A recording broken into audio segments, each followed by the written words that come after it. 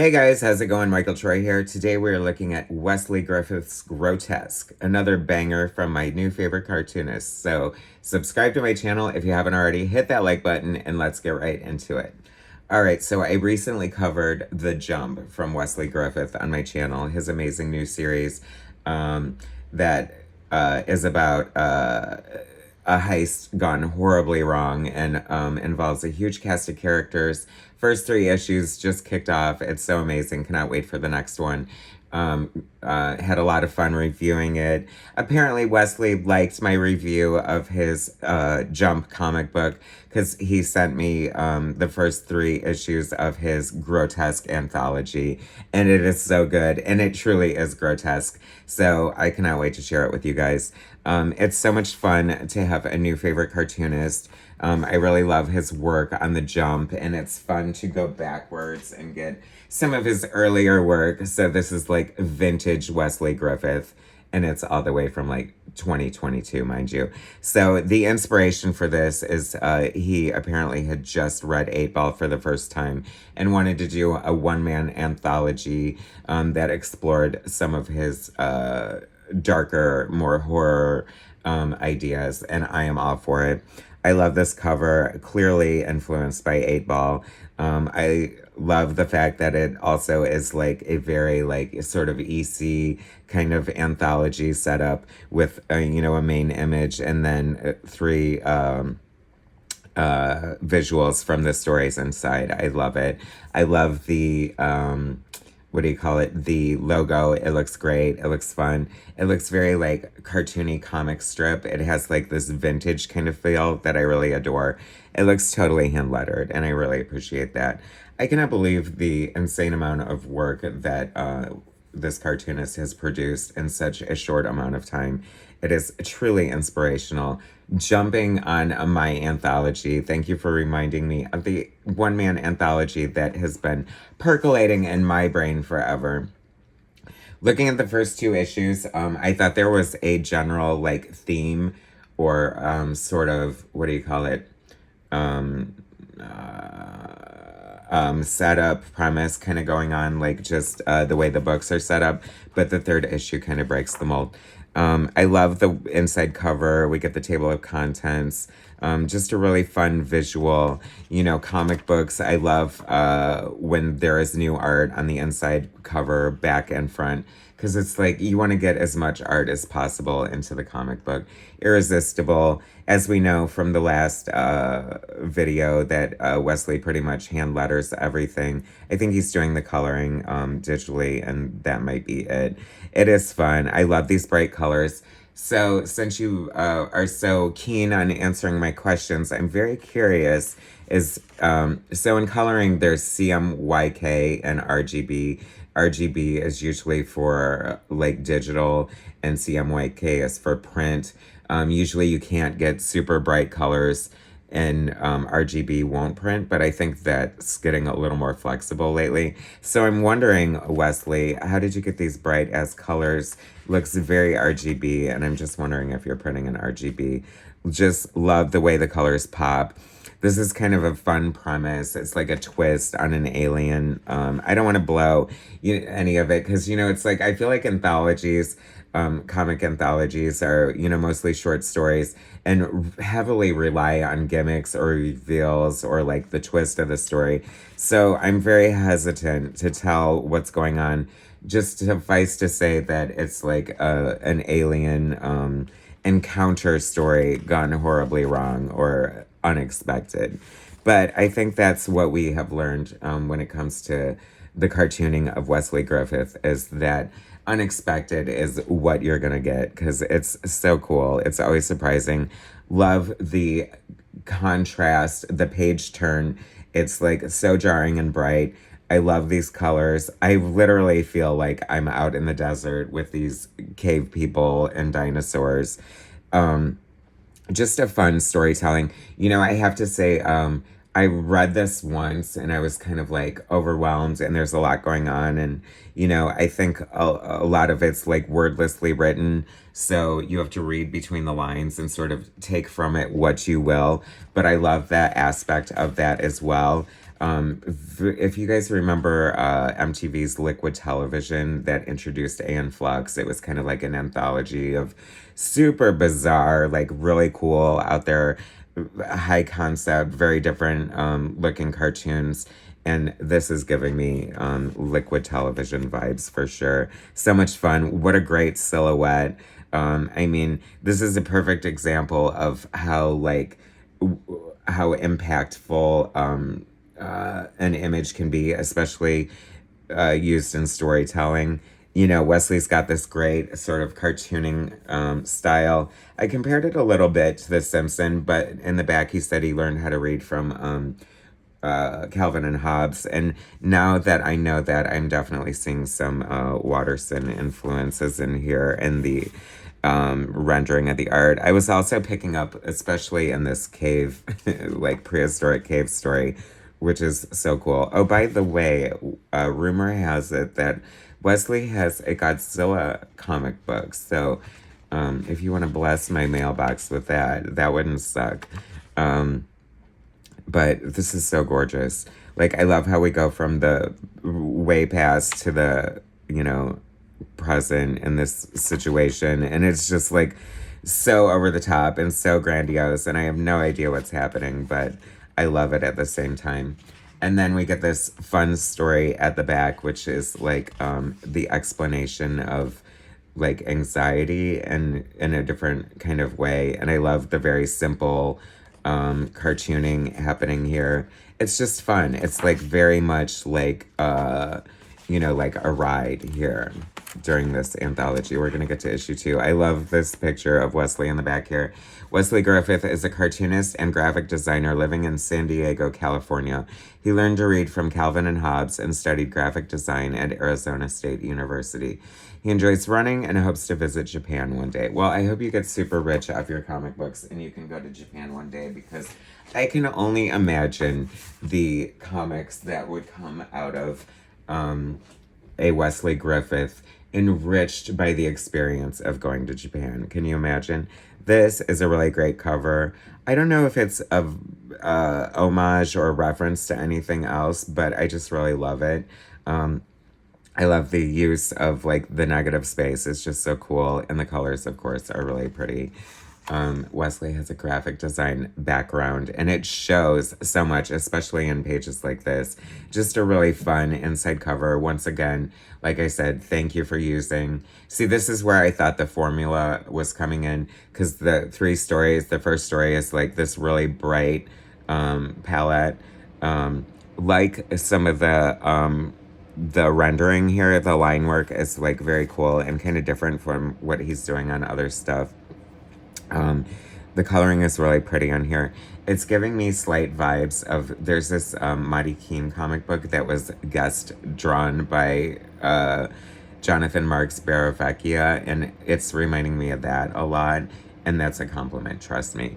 But it's just fun use of colors. This is wordlessly written, so you're kind of just having to be along for the ride. Once again, Liquid Television. Just trust in the cartoonist to know that this is amazing and could possibly be planting subliminal messages into your brain. So beware of that as well. Some panels just really stand out to me as particularly striking. I love the lighting effect on this. It's just fun. I'm getting like 70s Marvel vibe. I think I may have mentioned that in my last review of Wesley. And I hate to be too repetitive, but you know, my observations are my observations, and my history is my history, and my knowledge is my knowledge. This stands out as this particularly striking graphic image, and I know that I must have seen this bandied about somewhere on Facebook or something. Maybe you were promoting this book. I don't know, Wesley, but this is one of those iconic images, and it will stay with you, I hope, because it is so cool.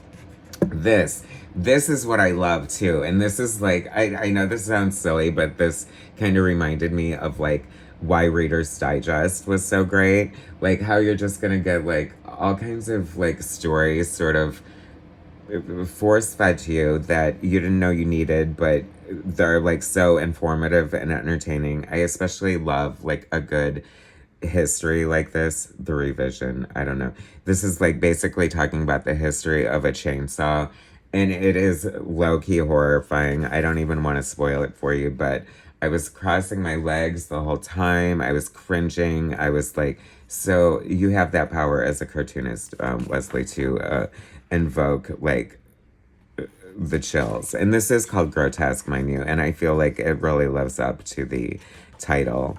See what I mean about the variety? It's just so much fun. I think that is also like, you know, it's funny because you know how my brain works when he says a one-man anthology. It's like, arguably that could be a little boring, right? Like, but no, it's like it's the perfect chance for an artist to show off. You know, if you're doing one book, you have to stick with a usual style, mainly, unless you're like Bill Sienkiewicz or something. But then, like, just the fact that he's going from like bright, you know, technicolor screaming to like this like faded vintage black and white manual almost is just like so cool. Wesley Griffith, y'all. You know I'm always bringing you new fun comics and cartoonists, so you're welcome for this gift. There will be a link to Wesley's Big Cartel, so you can scoop up the Wesley Griffith library that you need. I adore this, but I feel like this is where we broke the mold. I thought the theme was going, and if we were following the theme that we had before, yes, we get a great graphic image for the inside cover, but this should be the nauseatingly bright story. So it kind of broke the mold, and I was wrong. I was wrong. I've been wrong in the past, and I was wrong now. But I love this because this is a story, you know, very personal. He's a graphic designer. It talks about the tools of the trade and sort of like, you know, different aspects of what a graphic designer actually does, mixed with this like horrifying, like, cautionary tale, be careful what you wish for, gremlins do not break the rules situation. That is fun. And there's like little nerdy things, like graphic design elements in here that I thought were fun. And I just thought, you know, if you were a graphic designer reading this, that would be particularly thrilling for you. As I knock over my tripod, sorry. I have to say, because like I said, going back and forth, you know, I feel like Wesley has mentioned like manga influences, and I'm not like the biggest manga person. I'm trying, you all. I'm trying. I definitely love the aesthetic and have a huge appreciation, and have learned that the stories are so epic and amazing, and that really is what draws people into it. I just can't read backwards. I just can't do it. I'm trying. But this is sort of like what I feel like a really good like horror manga would be like. Love drawing cityscapes, love buildings.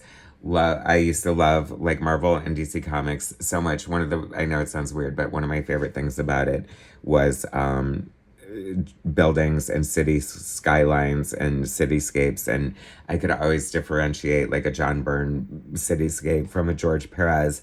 George Perez has to be the winner for cityscapes. I mean, look it up if you don't know what I'm talking about. But this is not obviously, but this is so low-key the top of the like Baxter building. I know because I've drawn it. I've drawn this building a million times. Either it's like generic or Baxter building. Either way, and then he's gonna like Wesley's gonna come out and tell me it's actually his apartment building or something. But either way, I love the fact that it's there. I know that's a weird tangent to go off on, but so basically she works in this office as a graphic designer, and you can never come back after 7 until daylight, because you know that's just the rule. And then she forgets her flash drive and has to go back, and you know, once you break the rules, we know what happens, everybody. We all know what happens. That's what I love about these anthologies too, especially like the cautionary tales and the horror movies in general. Like, you can see the characters making the wrong decision. You can see them making the horrible decision. I am that person screaming at the screen, do not do it, and they do it anyway. And then we get this amazing, like, naked lunch, like totally like weird, esoteric, continuing with the grotesque sort of body horror madness of this. And, so it's Grotesque number 3. I don't know if there'll be a number 4, but I sure would like one. I mean, clearly, you're doing a new monthly with, The Jump, and that's amazing, and I want you to continue it. But you could get out, a Grotesque every here and now. I don't know what your plans are with it, but sally forth, continue on. I encourage that. I also love her. Like, I was wondering about this myself, in horror movies. I feel like I'd be that bitch who's dead in 5 seconds. I'd be the first to go. Hopefully, the fabulous blonde and the most dramatic, horrifying death in the beginning. But I am not the final girl setting up the trap and like having the cleverness. I love that she has the cleverness to set up this huge trap and then use the tricks of her graphic design trade to do it. Like, genius, fun, amazing. I guess that's spoilery. I'm sorry. But this is the comic you still want to have anyway, like I said. And then this last story also has to do, like, somewhat with graphic design. And I just thought it was fun. It's kind of like fun. Wait till you see. But this element, this is like, I like when a comic book, like, kind of teaches you something, especially conversely, whether it's either something you're like have a peripheral or a genuine interest in, like graphic design, or when it's completely random and out there, like the history of the chainsaw. You know what I'm saying? Beautiful silhouette. Just a really like great, overall cartoonist. You know what I mean? Like, everything is here. All the moving parts are properly in place. I love this shot of this diner. I say this often, and when I see panels like this, I just feel like, this is a person who just loves to draw. I mean, arguably, all artists love to draw, but guess what? They don't. You know what I mean? Not some of the top paid artists in the field aren't giving you detailed backgrounds and establishing shots like that. And then, so there's this innocent little hookup happening, and then they're gonna go home. And the thing that's interesting is that she's like, do you want to come to my place again? So I'm wondering, like, this has to be the first time it ended like this, though.